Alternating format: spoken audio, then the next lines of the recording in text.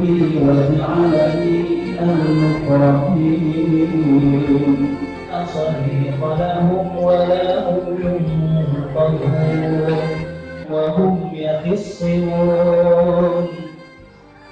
فلا يستطيعون توصية ولا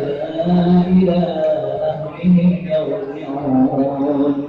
ونفخ في الصور فإذا هم من الأجداث إلى ربهم ينسلون سلام قولا من رب رحيم سلام قولا من رب رحيم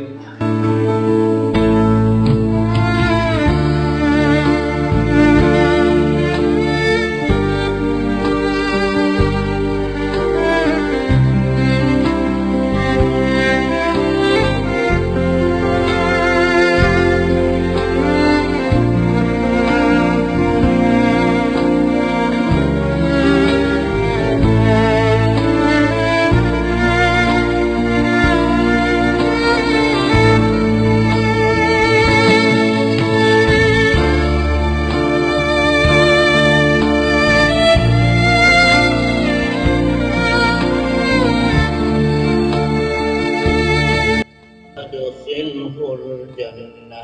وعظه من عذاب القبر ومن فتنه وأدخله الجنة وأدخله الجنة وأدخله الجنة اللهم صل على سيدنا محمد النبي الأمي وعلى آله وصحبه وسلم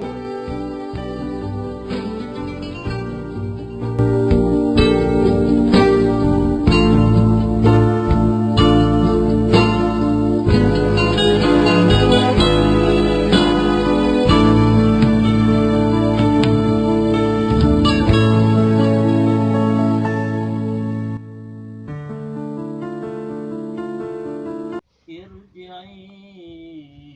إلى ربك راضية مرضية فادخلي في عبادي وادخلي جنتي.